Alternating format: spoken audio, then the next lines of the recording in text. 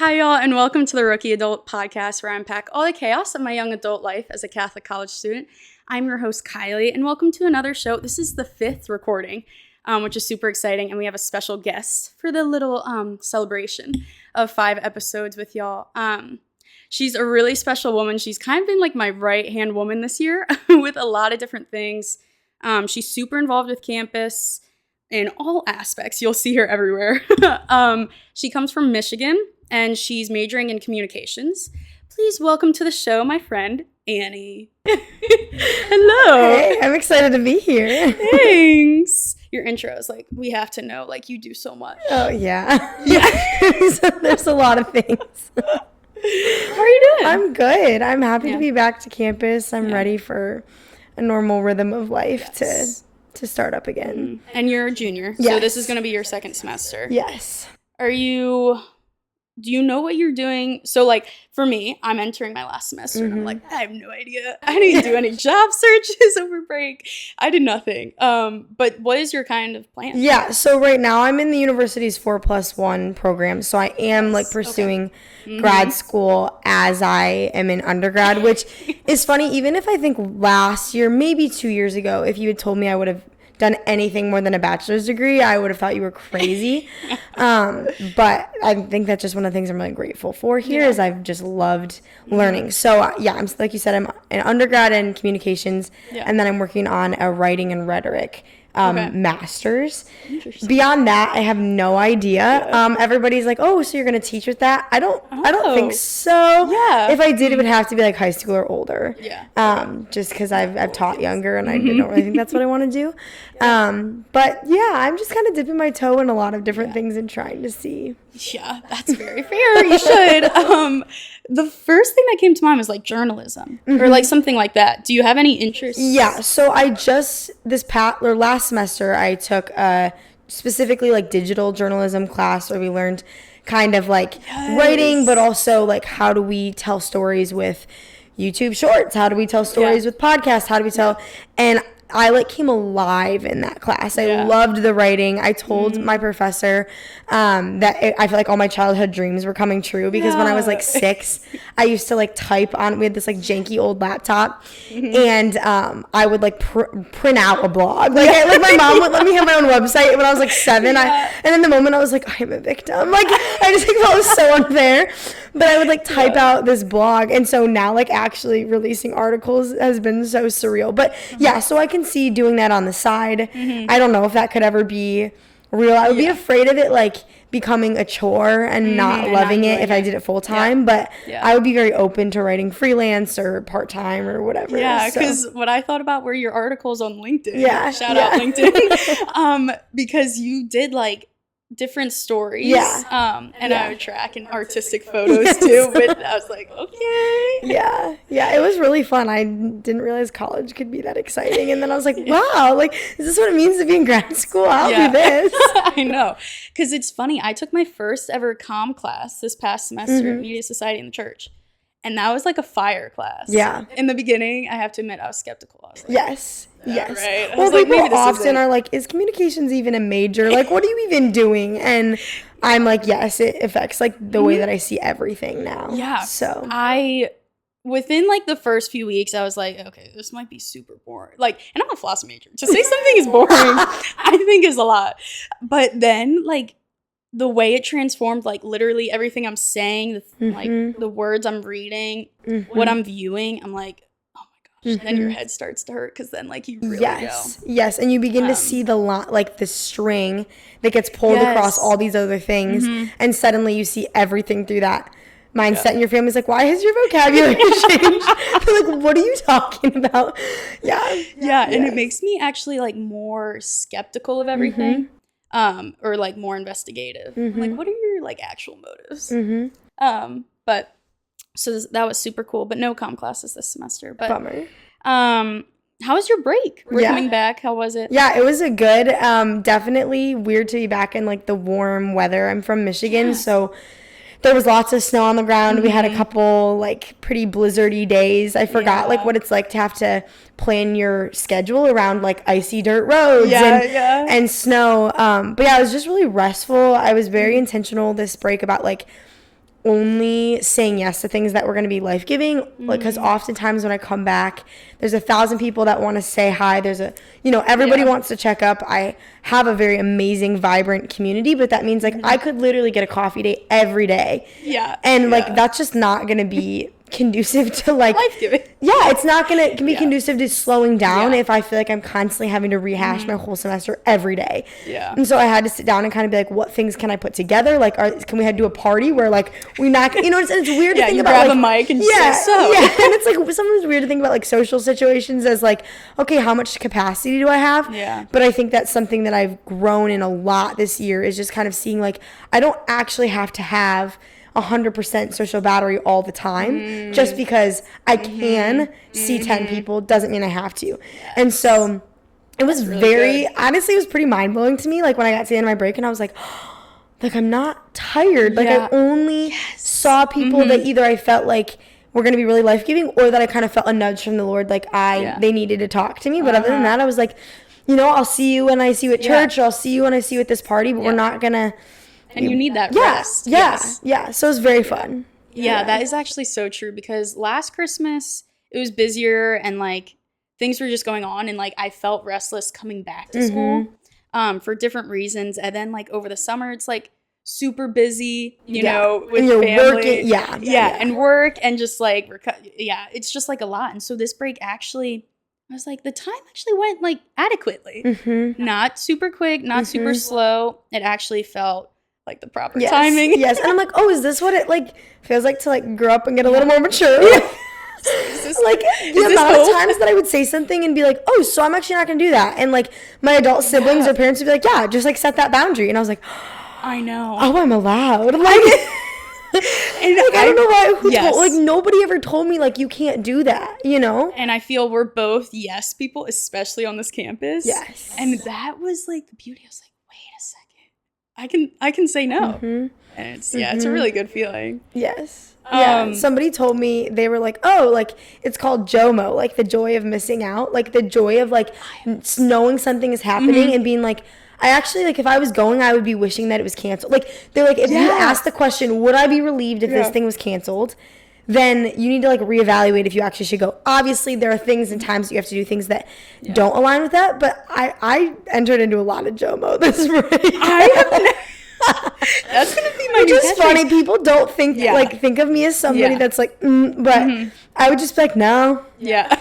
Or I'd be like, I'm gonna come to that party, but it's gonna be for 30 minutes. And then I'm gonna hug everybody, say hey, and then and I'm gonna go home early, enjoy my me time. I slept so much. That's so good. Yeah. That's so good, especially with your work here on campus. Can I ask you? So you're an RA. Yes. Yes. What does that kind of entail as far as your duties? Yeah. I remember, like, my cousin and siblings talking about, like, their RAs, like, when I was in high school, and about how an RA can, like, make or break freshman experience, because it's oftentimes the first person that they trust or don't trust, because it's one of the first, like, people in authority that's near them.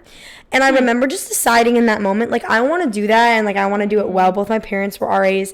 And basically, like, you are present in the dorm, and you do, like, enforce the rules, but you also are just kind of labeled as the person that you can come to if you have something that you're nervous about, something that you have questions about. We have duty nights, so you're on late at night to be there and be present. And I specifically wanted to be in a freshman dorm because I think a lot of college culture actually, like, the secret is the freshmen, because a lot of times we spend a lot of times on, like, oh, like, the upperclassmen, they're the ones that are carrying it, and it's like, they are, but they watched what the other upperclassmen above them did. So now, and so if we have freshmen who are just kind of like, well, they'll figure it out, they'll catch on to the culture, then like, sometimes that can actually skew how it goes. And so being, like, on ground level with them and being like, this is how we act, this is what we do.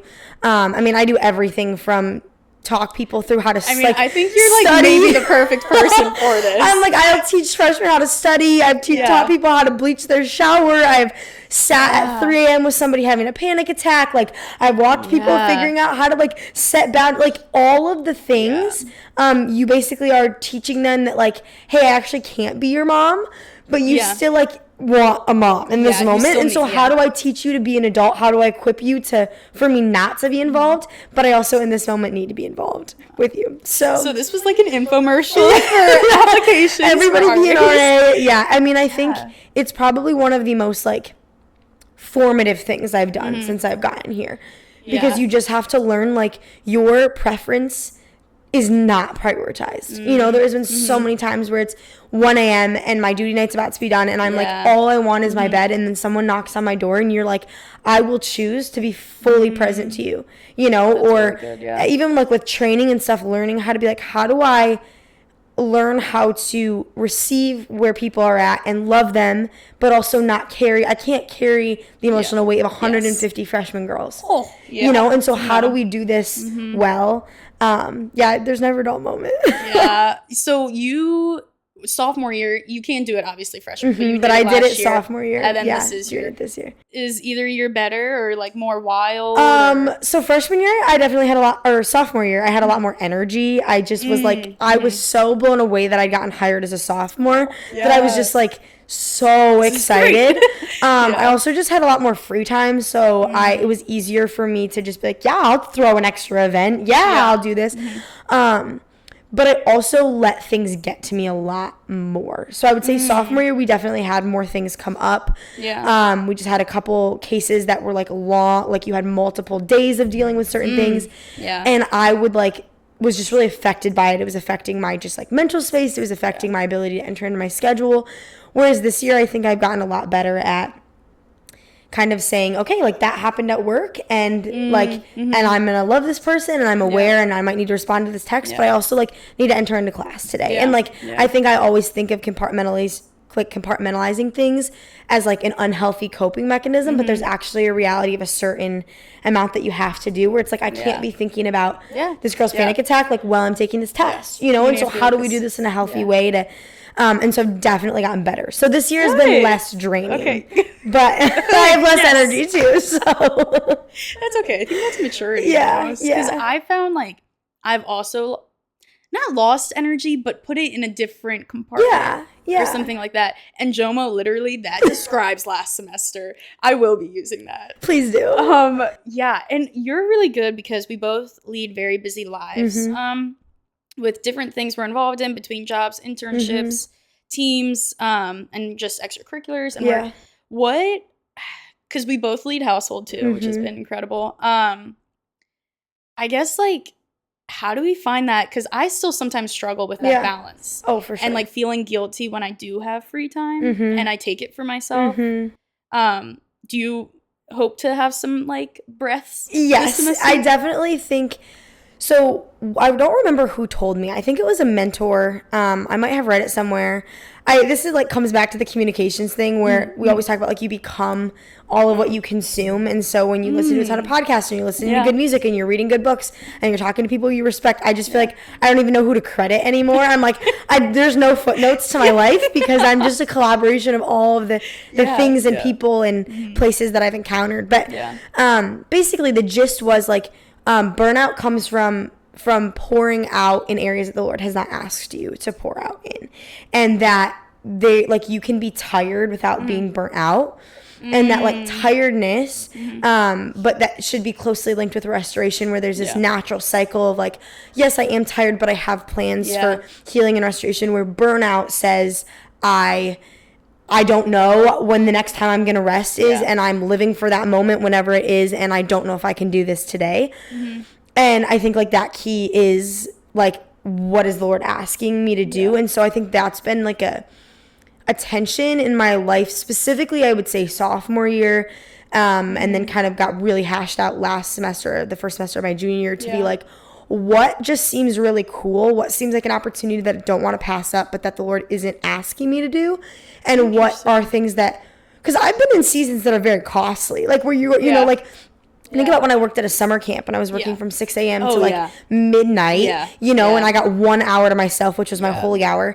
And like, that was a very costly season, but I didn't burn out because the Lord was asking that of me. So he's giving me grace for that. But then I think oftentimes I'm like, well, I did that. So I can for sure take on this extra thing. And so like, I guess like the simple but not easy answer is like, I've just really been intentional about my discernment. And that doesn't mean like over spiritualizing everything and like once someone texts me about coffee, I'm like, I'm discerning if I should get coffee. Like not like that, but really like also trusting my gut that like I am somebody who prays every day. I'm somebody that is attentive to the Holy Spirit. And so if my gut is like, I don't think you should say yes to that, like that's usually the Lord speaking to me. And so, I've been a little bit more intentional about not just saying yes immediately. That's really good. And also kind of asking the Lord, like, does this align with like what you've kind of promised for this season of my life? You know, as I walk into like a new semester or a new season, I'm often kind of like, Lord, like what are my dreams? I'm a big like whiteboarder. I love to okay, what are my dreams? And like what do I feel like you've spoken, whether it be scripture, whether it be songs, whether it be things that people have told me, and how does that align with these commitments? And if something is out of alignment with that, like it doesn't mean it's going to be an automatic no, but it does mean I'm going to think about like, okay, what is actually the point of pursuing this? Even if, you know, oh, it's a little bit of a higher paying job, or, oh, like, it would look good on my resume. It's like, well, is it in alignment with that? You know? And then I'm finding like, oh, like I get to the end of my day and sometimes I'm tired, but I'm not burnt out. Yes. You know, I want to do it again the next day. Whereas burnout is like, I'm done. I'm out. Yeah. Yeah. That is really good. That's very wise. Yeah. Shout out whatever mentor said that to me. Shout out author or whoever said it. But that's really good. Finding the difference between the two.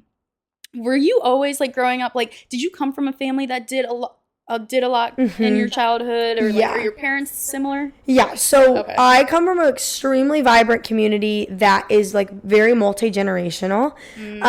And both of my parents, their parents moved to our community in Michigan because of just what the Lord was doing there. It was a very vibrant, just like Holy Spirit filled, like very faithfully Catholic community. Is it like an Ave without a college? So it's a little bit different because it doesn't feel as like bubble-ish. It's a little bit it's like much more spread. So there's like, I would say like a solid hour or two of geographical space, not just like one town. It's multiple churches and it's homeschool and public school and private school. Like it's, and then there's like multiple religious orders that live around. So it's very like diverse in that it just, it doesn't feel like you're stuck in one place. Which is really awesome. And that area has like the highest vocational numbers, which shouldn't surprise us. Like our youth group has 150 kids. Like, you know, like it's like there's a reason that we have the most priests, you know? And so, I grew up in a family that was very involved. I would say our like name is known for like, they get things done, they come first, they leave last, especially my dad's family. And so I did grow up in a yes house, I would say. And especially my dad and I are very similar, and he is just one of those people that he, like, if he says he's going to do it, he's going to do it. He's remarkably faithful, and he's been asked to do a lot of things. And so I grew up in a house where, we were busy a lot. But we also, like, there was no excuse for, like, missing family dinner. And there was no excuse for not coming to mass with us on Sunday. Like, you did not go to a different time mass. And there was no excuse for not doing like the chores that you were assigned on Saturday mornings. Like I would say there was a really strong sense of order in our family of just like, we invest in what we care about, and that's each other. But it was very busy. So I grew up watching very busy, very full lives. My siblings were involved in a million things.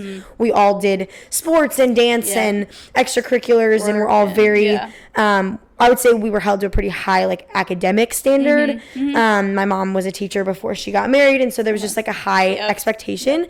But remarkably, like without a lot of pressure. Like it was just like, my parents set a very high bar for excellence, but without the feeling of like, you have to prove yourself, which I think came from their own wounds of feeling certain times in families of feeling like I have to prove myself.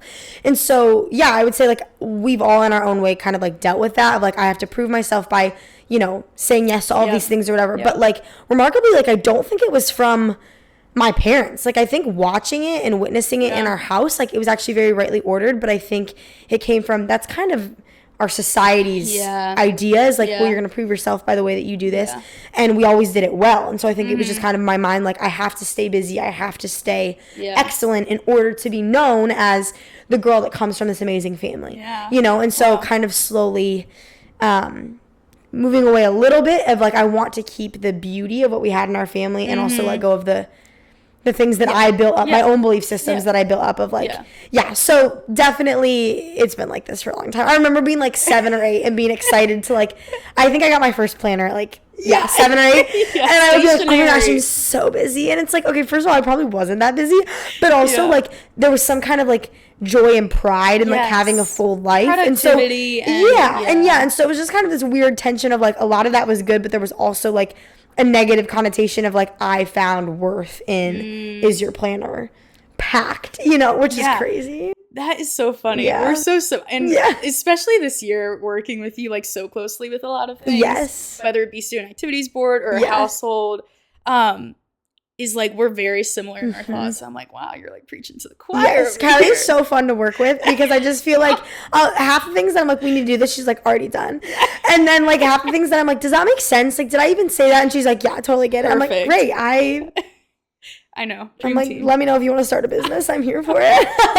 You handle the comms. Great. I'll handle philosophical. I'm in. We were actually Kathleen and I were just talking about you because I picked her up from the airport and she mentioned something that you used to do as kids is that if you didn't know something, like a word or something, you didn't look it up right away. And correct me if I'm wrong, but you had to go to your siblings. And then if your siblings didn't know, you had to go to your parent. And then if that parent didn't know, you went to your other parent. Yeah, and you had to wait 24 hours. That? Yeah. I had never heard that before. Yeah. I mean, it was something that, like, I don't remember my mom ever giving those explicit rules. Like, I made those explicit rules for myself. But she, so when I was younger, I was like, I decided that I made up the 24-hour rule. Okay. But my mom was really quick to make us ask other people. And that's where, like, the asking siblings, asking parents, asking grandparents came from. Because, she would always talk about, like, how it immediately ended the conversation if you were wondering about something and then you just pulled out your phone and Googled it. It immediately was just like, oh, well, now we know. But also it kind of created this sense of, like, relying on other people's wisdom, and also, like, it taught me a lot about, like, sometimes I would ask one of my parents and, like, they would tell me the wrong answer, you know? And then you would, like, Google it later and you'd be like, what? But then, like, it made me realize, like, oh, like, they can get things wrong. Yeah. But it also made me realize how much the facts that we want to know come with a history that we don't get when we Google. So if I ask my dad about, like, one thing about history or one thing about... for, like, a good example is, like, I ask him a lot about work stuff. He's very, very, very knowledgeable about all things white collar. And that fascinates me. I love the office workspace. Like, give me heels and a pencil skirt, and I just, like, come alive. I don't know why. And I ask him a lot of questions. But if I were to Google, like, what does this deaf thing mean or whatever, I would just get that. Whereas when I ask him, he has stories, he has experience, he has things that he failed and tried to do. He has... And it also, I think there was a comedian that actually talked about this, that when we Google something, we immediately lose interest in it because we got the answer that we wanted and then we move on and we actually often forget the answer. Whereas when we let it stew, and I think that's probably, listening to that probably gave me the 24-hour rule. Like, I would go to bed thinking about it and I would wake up and want to ask somebody about it. And then I would remember, because I would remember the whole map of how I got there rather than just like, oh, well, now I remember the year that person died or whatever, you know? I think that's so good, especially, you're right with the phones is you do forget. I was on the way here and I was checking, like, I picked up my phone to check the time and, like, probably 2 seconds later, what time is it? Now, when I use my watch, because I actually have to look and figure it out because it's analog and not digital, and, like, you remember. I keep it. And I think it's the same kind of thing with the phone. Do you have thoughts of technology, like your family, your future family? So our family didn't do phones until we got our license. Good. Okay. When I was younger, at first, I thought that my parents were the strictest human beings ever. Thankfully, we had a lot of people in our community that were doing similar things. And we did very, like, central screen time. So you Okay. were never gonna get to go watch a movie by yourself, Yes. Yep. whatever. But we Yep. did movie nights. Like Yep. I mean, every Friday night was like my parents' date night, and we watched a movie. And we got like an hour a week split up into 2 30-minute segments of like time that we could spend on like a tablet or a Yep. computer. And then there was like slightly different rules for like if we were at guest houses and whatever. Yeah. And I think I would probably do something similar. I probably would have like some kind of phone for like if my kids were like going and traveling or whatever and needed like a kid phone.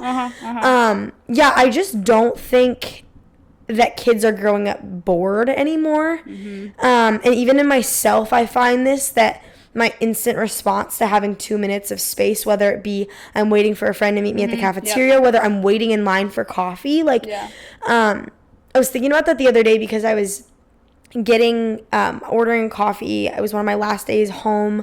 I was at a new coffee shop, and I pulled out my phone almost immediately when I was like waiting on the bar side. And then I was like, I just like put it away. And I ended up having like an amazing conversation with the person making my drink. But it was just like, we give ourselves no space. And so I want to create a home with technology that just like, I want my kids to be bored. I want them to lay around and be like, I don't have anything to do. And that's good. Because that's when creativity happens. Like, I find that when I'm on Pinterest a lot, when I'm on YouTube a lot, whatever, like, I actually have a harder time painting. I have a harder time thinking. I have a harder time writing. I just started doing, like, morning walks where I don't look at my phone until I get back from my morning walk. Amazing. And the amount of like brain space and clarity that you have when you go on a walk and you don't bring your phone and you're just like, what is on my mind today? And you're not already bombarded. I think my main thing about technology is like, I don't want it to be another tool for consumption. Like if it's being used to like, okay, like it's helping us get to this thing. But I read a book for actually my journalism class called The Crisis of Narrative, or Crisis of Narration, probably Narrative. I don't know. It's by author whose last name is Han.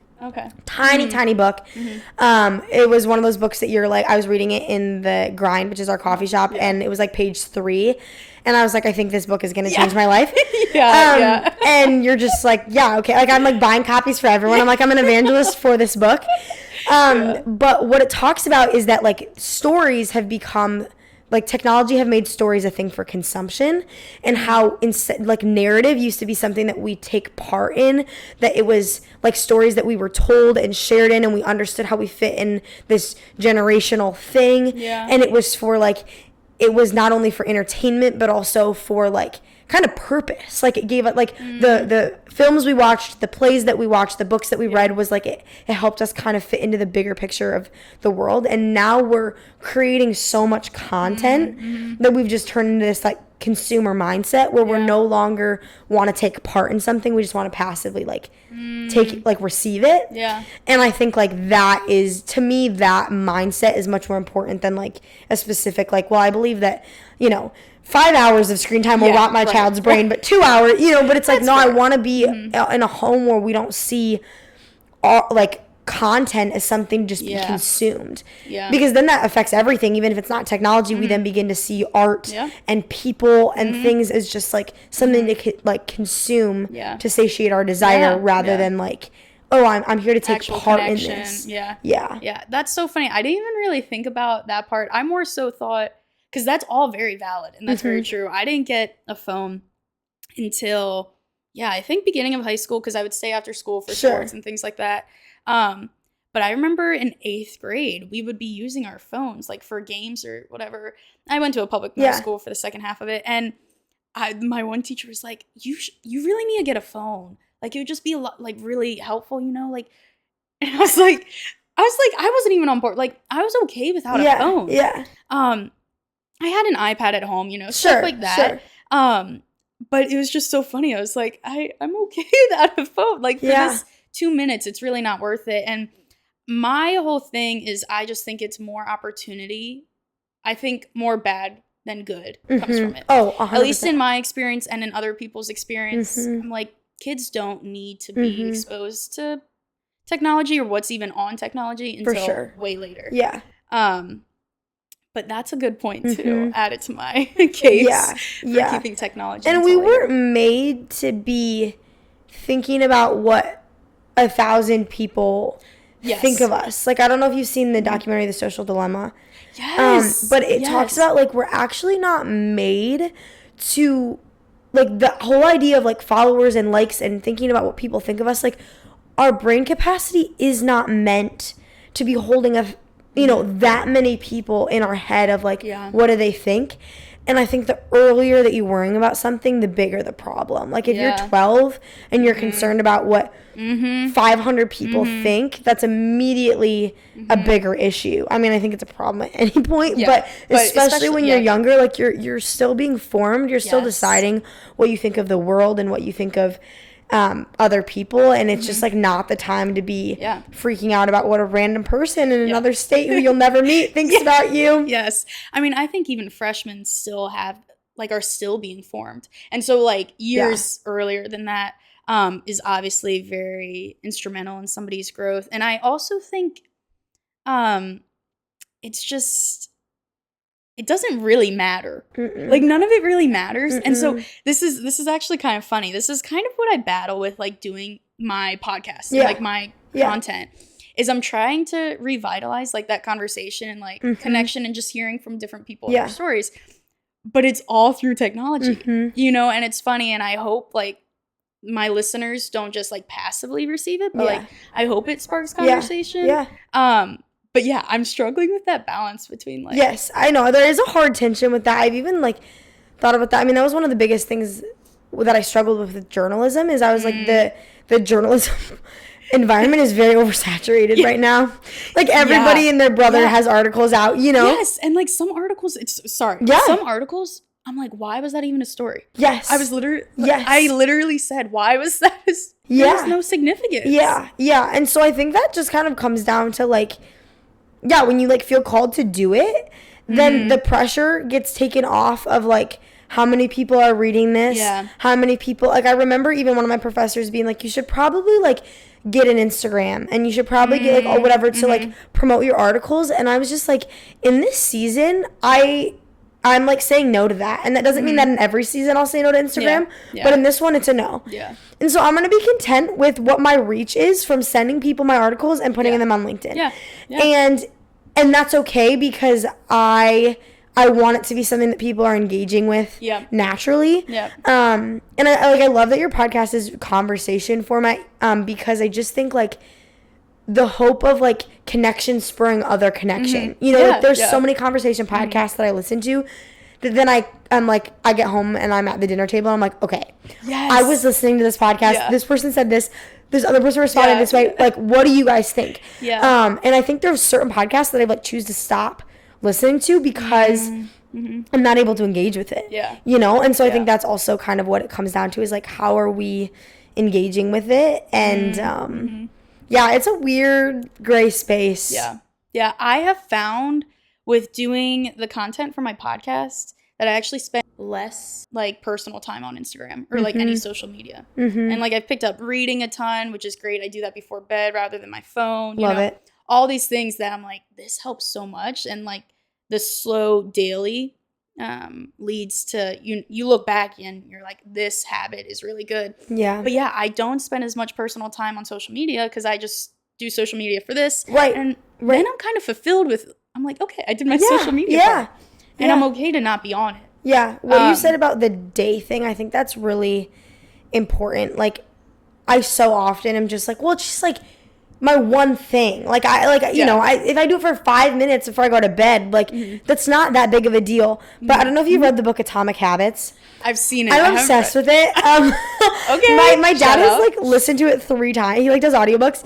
And he was like, I can't stop listening to it. I was like, that's kind of weird. But I think it was, like, he's, like, getting it into his brain and it is affecting things. And it's this idea. The author starts with this thing of I think it was a cycling team where they were so bad. They were just, like, the worst. And they got this coach, and everybody kept saying, like, you need to do this big thing. You need to do this big thing. And this coach basically came in and was like, I'm going to look at all of the things that create a 1% factor. So I'm going to look at the mattresses that you sleep on. Oh boy. That are catered to the way that you sleep. I'm going to look at like the chafing gels that you guys use or whatever it was. Like, I'm going to look at the lightweight whatever that you're using. I'm going to look at the like tiny, like they did all of these scans of the way that they were holding their muscles, all these things. And he was like, we're going to look at all of the 1%. And the next year they like won like everything. Like they were that's incredible, exceedingly successful. And what he says is like, you have to look at what is the one thing, because he's like, oftentimes habits are linked. And so we say like, oh, well, it's fine if I'm on my phone for 5 minutes, but that's actually spurred on by going to bed later, because that's spurred on by delaying taking a shower, because that's spurred on by we don't want to clean, like all the things, homework, and that's spurred on by we didn't do the dishes. He's like, they're all connected, and when you begin to shift little habits, you begin to see a difference. And another way that like some people, they're just like, that doesn't make a big enough difference, like I don't care. But Jordan Peterson was talking about that, and then he turned it on its head and he was like, people always talk about like, I want the person that I marry, I don't know if you've heard this, I want the person that I marry to have all of these certain attributes, I want them to have all these habits. And he's like, stop talking about who you want to marry and start acting like someone that would attract that kind of person. And he's like, if you're not, I know, I was like, dang it. But I think about that so much. Like, I remember one night, it was like, I don't usually bring my phone into bed, but it was just one of those days where you're like making a million excuses, and I was tired, and I was scrolling on like so late. Like, it was just one of those times when you're just like, oh my gosh. Like, when you're like, this is not who I am. You know, you're being so dramatic. You're just like, seeing this. Like, I remember laying there and being like, it's been like 3 months since I've done this. Like, why am I on my phone so late?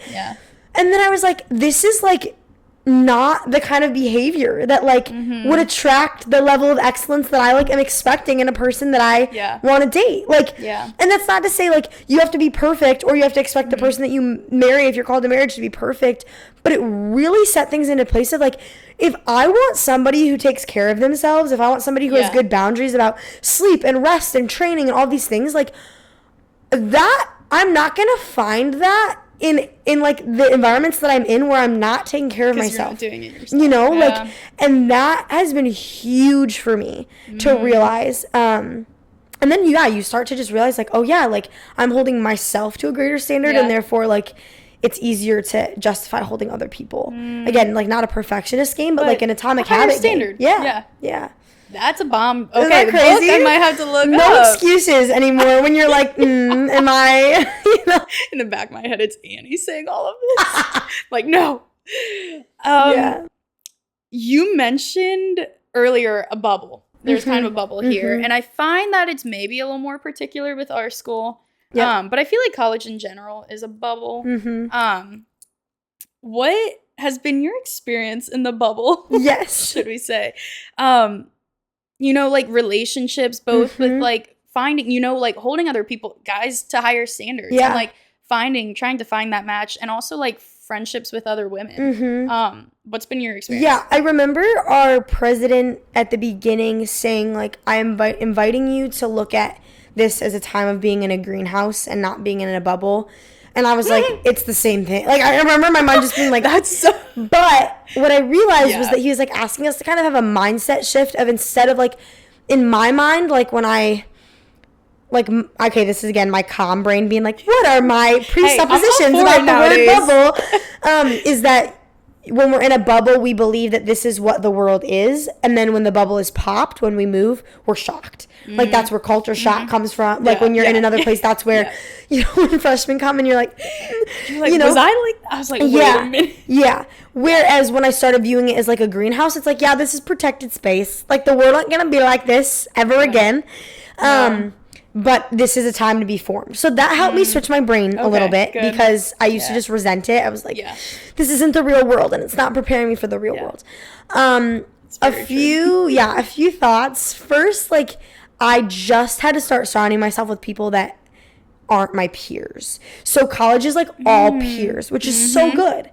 But when you're an 18-year-old asking another 18-year-old for dating advice, chances are it's not always going to be great.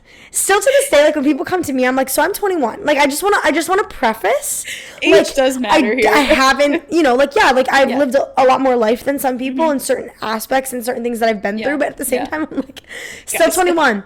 So like that looked like really seeking out both like mentors, whether it be professors or people that I respect, like some of the RDs here. I've really been like, I want to pursue mentorship with you. I want to meet with you continually. And then also like just getting into families' lives and house. There are two specific families that I eat with them. I babysit them. I spend time with them. And that has been really good because sometimes I'll call home and like my, one of my mentors that I've consistently connected with, or even my mom will just be like, Annie, like, that just like wasn't good advice. Like that was just like a 19-year-old trying to like figure it out with you. And so that's been super helpful to kind of learn. But also I think one of the benefits of being in this bubble or greenhouse is just like the gift of being able to walk into the library and discuss my faith or discuss my communication vocabulary or whatever and be with like-minded people and still learn how to debate and still learn how to express differences, but also to just be like, my guard isn't up here. I remember my youth minister kind of telling me like, why aren't you going to a state school? Like, you're very well formed. You're very strong in your faith. Like, you could do so much good. He was like, you would be an amazing evangelist. Like, don't give in. Don't go to the bubble. And what I've seen is just like, I was not, like, I totally could have done that. I don't think I would have fallen away from my faith. I don't think I would have lost my soul. But I would have been really tired. Like, I think, like, my friends that have been called to state schools, like, there's a grace on their life to be able to handle that. But their guard is up. And when they get home, there's so much relief of, like, like, I'm not constantly fighting. And the gift to, like, have 4 years of that before I turn 22, before I graduate, before I go into the normal workplace. Like, I don't specifically see myself necessarily working in ministry or a Catholic company. Like, maybe I will, but I'm so open to the secular workplace. Like, to have that, like, this really has been, like, 4 years of gift, that I'm not walking into every class like, do I still disagree with my professors? For sure. Are there times when I'm just like, that was so dumb? Like, but I'm not like afraid. Like, I'm learning to like, when I do need to have my guard up, to like do it without clenching my fists and my, my like unclenching my jaw. And so I think that's one of the benefits. That's why like when people are like, oh, the Ave is so small and like all these things, I'm just like, but, like, what if you started seeing it as gift? Like, is it weird when you, like, break up with someone and you see them all the time because there's 1,300 people? Yeah, it's weird. Is it hard when, like, you have tension in a friend group? And you see them at class? And you see them all the time and you kind of don't have a lot of other people? But also, like, people come out of the woodwork, and you connect with people and you run in circles you never thought you would run in. And it is refreshing to recognize more people than you don't recognize. Like, it's refreshing to walk down the hall and be like, I'm not close friends with these people, but, like, they all know my name. And it gives this sense of belonging of, like, I am so secure here. Like, I'm not afraid here. And that is something that I'm like, do that until you're 22. Like, I don't think I would want to live here. Like, I actually know that I don't want to live here. You know, like, I don't want to extend my career here or whatever, but, like, what a gift, like, and so I think it also just, when you stop resenting it, you start to see, but there are times when I'm like, I just want to go somewhere where nobody knows me. I just want to eat somewhere that has new food. I just want to, like, go on a date with somebody that, like, I haven't been around for 3 years. Like, it's fair. It's okay, and, like, you learn it. Like, I also have done, like, long distance with somebody who's not here. Like, you figure it out, and it's just, like, I don't know, when you stop resenting it, it, like, ends up being such a privilege. Yeah, there's two things. One is, like, it's funny. I came in not, like, knowing it was a bubble, but I was like, I'm made to be here. Like, I knew I was, like, supposed to be here. And, like, you can flourish in your own way, even in a small spot. For sure. It's funny. As I've grown and, like, now, I've started to not like the bubble as much. And I think, in part, that's due to just, like, the transition and the fact that I'm ready. I'm ready to graduate. I'm ready to move on. But it's funny, that bubble mentality. And you see it, in the freshmen and, like, how it develops. Two is, we are so young. like, so my parents got married around my age back then. And like, I was talking with friends and other people are getting engaged, my age. But I see that now. I'm like, I've barely lived life. Like, I've had a lot of experiences, but like, that's crazy. Yeah. Just how young we are. And I don't know if that's a product of just changing times. Yeah. Like wanting a job before we settle down. I don't know. Yeah. I think so. I think there's a lot to that. Yeah. Yeah. But I just think that was crazy. Yeah. But one thing, shout out, so you're running a half marathon. I have to mention this because I think this is so cool. And this has been a journey. And like you're finally gonna be able to do it. Yeah. How are you feeling? I'm feeling good. I like had a little bit of shin splints come up over break because I didn't bring my running shoes back, and like, which was like the dumbest thing. I don't travel, like I travel very lightly. And so I was like, I have a pair of running shoes at home. I'll just use those. Like shout out Zero shoes. I use like they're like complete barefoot. They're not the weird like toe ones, but they're and at home I have ones that have like really, really good foot support, and so I was like, that'll probably be good. Yeah. But it's not. I need no foot support. I basically need to run on bare feet. Interesting. So I'm feeling a little bit nervous because like my shins are still kind of recovering. But I went on a run yesterday with my same old good Zero shoes. I feel good. My first one I ran like 6 or 7 months ago. Okay. Yeah. And so like my only goal for this one is just like beat that time, which I don't think will be super hard. Good. It's always kind of it always makes me nervous, even though I've run that much before, because it is like a mental game. Yeah. And that's part of I like way prefer lifting. I'm like, give me a squat rack over running every single day. But I run because there's not a lot of things in life that like I'm worried about, like that I actually don't know if I'll be able to do. Like, I'm afraid of a lot of things, which like surprises people. Like, a lot of things like scare me, but I decided when I was really young, I was like, I'm just gonna like, I just have to learn to do what I'm afraid of. I would have known. Yeah, and so like, like walking into a party, even though I love people, terrifying. Like, I know, it's wild. Like, like anything, like going to school, terrifying. Like, I was so terrified of like my driving test. Like, there's a lot of things that actually like to my root like terrify me. I get nauseous, like throw up, like all the things which nobody knows. But I like trained myself from a really young age, like there is no space for failure. Like I will just do it over and over again, but I know that eventually I will get there. Running is one of the only things that every single time I run, whether it's literally a mile or 13.1 miles, I'm like, I don't know if I'm gonna be able to do it. Like I actually it challenges me so much mentally that like every time is a game of like I don't know. I really want to today. And I don't like, but every time, like mile 1, I always want to give up. Like I never and like like it's just true. And I do it because I'm like, I don't want it to feel that way. Like I don't want every time I run to be me afraid of not finishing, but like if that requires that I run 4 times a week and every time I'm afraid and I keep doing it, like then that's how I want to do it, you know? And so I mean, I think a race ups that a lot, but there's also the fun and the adrenaline of the race. But like I to be honest, like like there's still a nervousness in me. There's always, every time I'm at a starting line, whether it's a 5K or a half, I'm always like, I don't know if I'm gonna do it.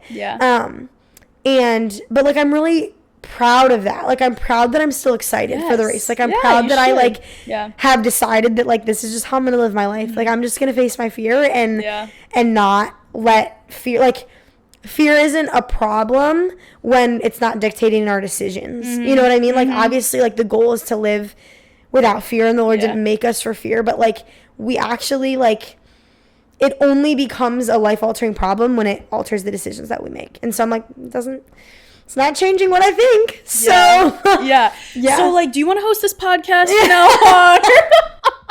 No, like you're so true. And like, obviously this is a product of much reflection and like a lot of self-thought, but just, all very good. Yeah. That's very good. So go run a half marathon. Just try it. That is my goal. Like from recovery, I do hope. And that's also something with sports. Like I never did running just for sport. I always did sports that involved a lot of running.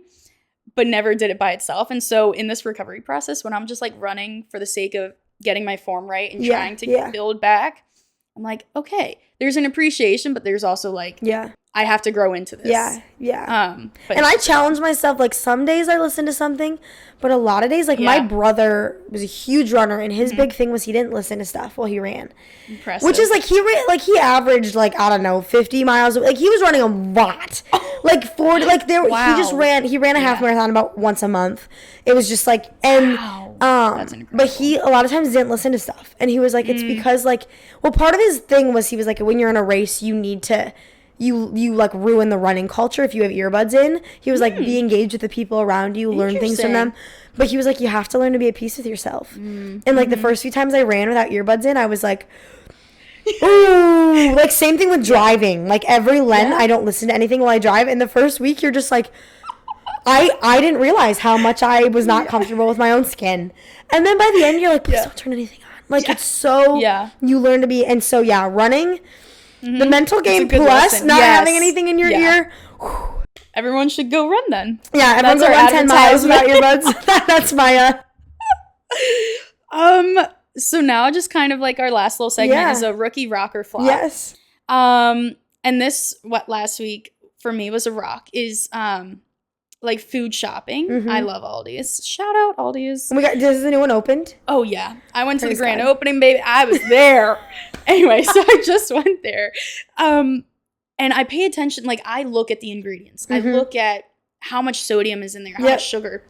And it's really rewarding also to just get like simple products, natural like fresh. An ingredients girl. Yes, which but it's so good. And so that was definitely my rock, is first like buying food for myself. Which I sometimes struggle with. Clean. Like I have to spend money and like I have to, you know, nourish myself. But yeah, food shopping and like shopping well. I think is a thing. But okay, I have a flop. Go for it. I've like just tried to be bolder. I try to be bolder when I'm like in coffee shops and doing things to just like I said, like have conversations with the barista, whatever. And I went to this adorable coffee shop that my friend introduced me to. And she like never asks for anything. And while we were there, she mentioned that like one of the shirts was like really cute.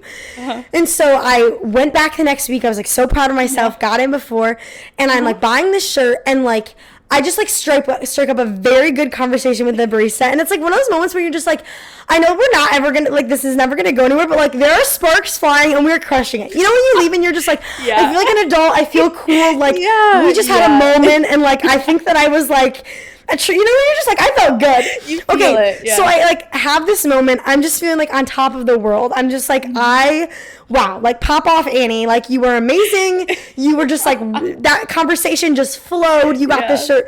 And I like, and then like at the end, I just like totally psyched myself out. And I was like, oh my gosh, like what am I doing? So I like grab my drink, and like the minute he gives it to me, and just like book out of the coffee shop. So I'm already like feeling embarrassed that I basically just like hit and run.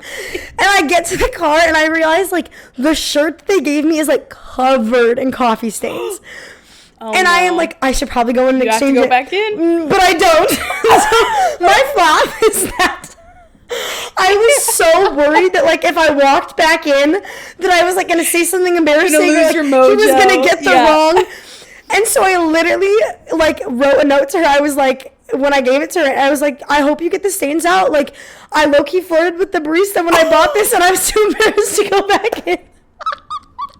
So no way. Shout out Hazel Coffee. We'll send this portion to them. It was one of those moments when it was just like, I should have had enough guts to go in, and I didn't. And it was just like, oh wow. And she thought it was humbling. Hilarious. Like she was like, I'll probably be able to get the stains out, but like even if I don't, I will always think of you when you that is really good.